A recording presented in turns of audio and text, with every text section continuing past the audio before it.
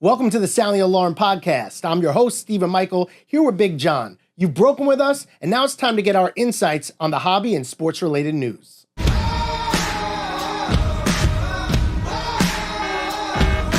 CBS Sports just came out with a whole article about Hal Steinbrenner. They're saying he thinks the payroll is way too high, and they don't think they can sustain this moving forward. What do you think about that? He's right. They can't sustain it going forward, but it's because of him.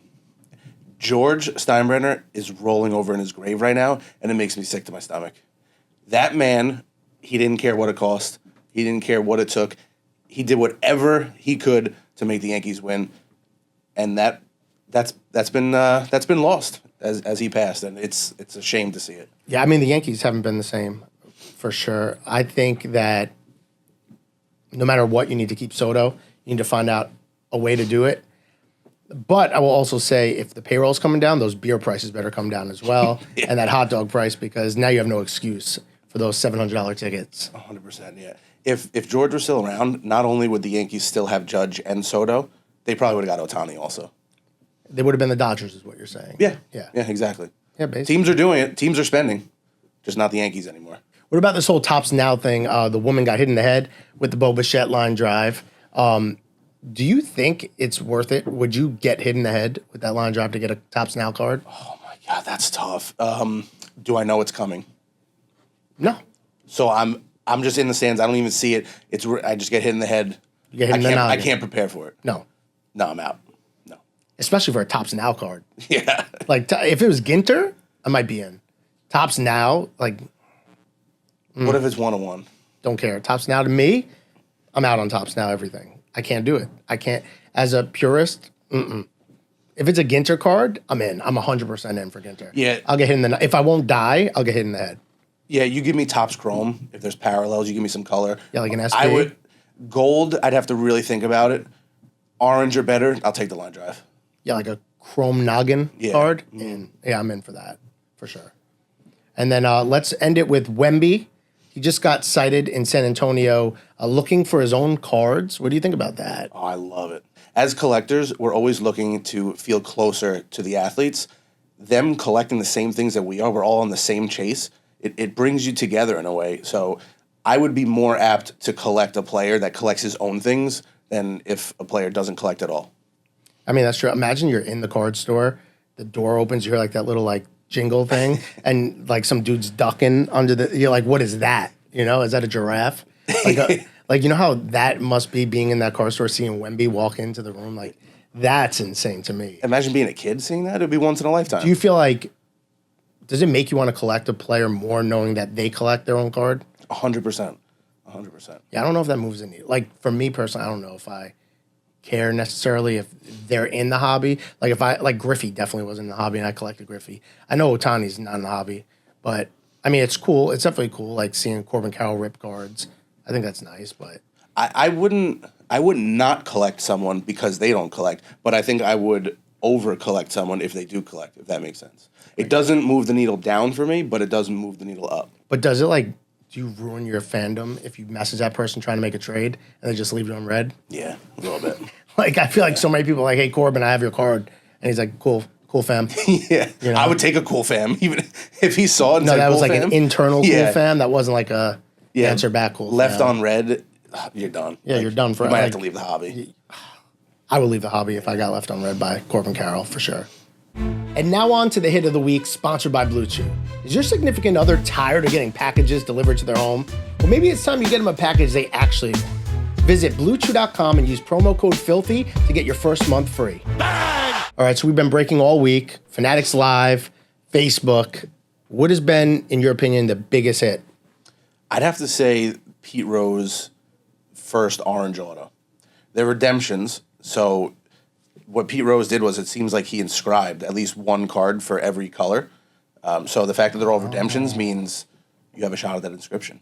So Pete Rose first orange auto. It's been tough. We've ripped hundreds of cases, and I think that's the first Pete Rose auto we hit. Well, that's nice. The Super was already hit, so to pull that, that's probably what, the third best you could get, right? Yeah, there's super red and then orange. Yeah, so that's And funny enough, it came out of jumbo, which if anybody in the hobby knows, you can't get oranges out of jumbo. But Pete Rose was orange and came out of jumbo, so don't be afraid. Join our Discord where we've been on absolute fire the entire year. And the best part is it's absolutely free. BuiltBombBets.com to get in on the action today. All right, so the next thing I want to talk about is betting. Sports gambling is huge in our industry. There's big crossover. All of us guys here, all the breakers and workers, we love sports gambling. It's in our DNA. What have you bet recently that you're excited about? Talk about the Discord that you started. All right, so Discord, BuiltBombBets.com. I'm probably the best MLB capper in the world. Cap is right. You are Cap. No, I'm up 37 and a half units this year on MLB. No, more. I just get mushed on basketball bets like a cat over points. He took the shots. My man couldn't hit. Yeah, well, exactly. It's a mush. Anyways, my biggest bet of the week, last week, I hit a round robin, 7 out of 8 bets. I bet 0.28 units, and I bet $280 and got back 62.80. So I don't know what the math is on that, but it's good. It's a lot. Real quick though, if anybody's watching it isn't sure about what a round robin is, can you explain that? Oh, round robin is like a parlay, but with insurance. So, for example, this round robin, I did sixes. So I bet 8 games, and 6 of them have to win minimum, or else I lose everything. But if I lose 1, I still make money. If I lose 2, I would make like 5x on my money. So it's obviously hard to go 6 and 2, right? But that's why I went 7 and 1 because I'm nice. Tough guy. And I mean, all year though, we've just been tracking these bets. It was so on point. Mike's in it as well. He gives his picks. Obviously, if you're going to join the Discord, don't get too hyped up. Mike will gas you up and make you think he's up 300 units. So if you want to check it out, BuiltBombBets.com. That's the place to find it. Sound the alarm! Built Bomb! All right, so now let's move to the product of the week. Before we do that, obviously, we have 24 Bowman. What did you think about Bowman this year so far? I love Bowman. As you know, I put a lot of time into doing cheat sheet. It's my most fun thing to do is dig deep and learn about these prospects to the point of where I feel like some of them are my friends. If I reached out to them on Instagram, they wouldn't answer, but we're working on that. But I love the product. I love what Topps has done to it. The anime inserts. Those are... It's been a little controversial. It seems like people either love it or they hate it. I love it. I love that type of stuff. Comics, manga, all that stuff. So I love that insert. I just want to hit a super of one of those. Yeah, the super is going to go hard. I haven't seen a super yet. That Ohtani 101. That one hasn't been hit. I saw the Holiday got hit. I think one other might have, but I know that the Holiday got hit. But yeah, that Ohtani's going to be sick. And then we got, Series 2's coming out June 12th, I believe. Series 2's going to be That should be all right. I think you're banking on a couple big pitchers, right? So it's never phenomenal when the top 2 chases are going to be, it's going to be Yamamoto and Imanaga. Well, it depends on who they put in there, right? Jackson Churio could be in there, but we don't know yet. We have to wait. But he's struggling. So it's like a weird... He's struggling, but... The thing that I like about it is you got the whole Japanese market behind a Topps product. And anytime you have international buyers getting in on a product, it always drives the price. So you're going to... It's going to make pick your player breaks, like what we do, cheaper, because you're going to be able to chase your favorite guys, and most of the money is going to be in Yamamoto, Imanaga. So if you're not chasing those guys, it's actually going to be super affordable for the end consumer. And if you are chasing those guys, it's not bad to do because eBay goes crazy on Imanaga and Yamamoto. So I think it's going to be a fun product. Flagship is always viewed, differently. It's like so split, right? It's either you love it, you hate it. I lean more on the side of I'm a purist. I kind of like the paper. I don't like the base paper, but I like a lot of cards, a lot of different inserts you could put together and all that stuff. Well, it's more of a true collector product than it is base paper, and you started being a true collector, so it makes sense that you'd like it. Yeah, I do like I remember just opening up cases in 19 Series 2, jumbo, just and grading out all my Vladdies and all my Tatis, and then never selling them and losing money. But, I mean, that's a staple, man. That heritage, to me, I love that stuff. But I think Series 2 is going to be good.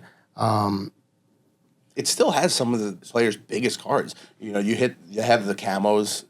You know, you can get the supers out of the chrome pack. So it's not like, you know, you can get in for cheaper, but there is still that upside. That's stuff that's super undervalued still, too, in my opinion. Like the camos, Father's Day, Mother's Day, acetate and hobby. Yeah. Like those are some of the most highly sought after parallels, even for, you know, guys that like high end. Independence Day too. Yeah, Independence Day. Like that's the stuff that even the people that like high end, they'll dabble in that type of stuff as well, because I think I don't know what it's worth now, but I think I bought the 9.5 camo update Soto.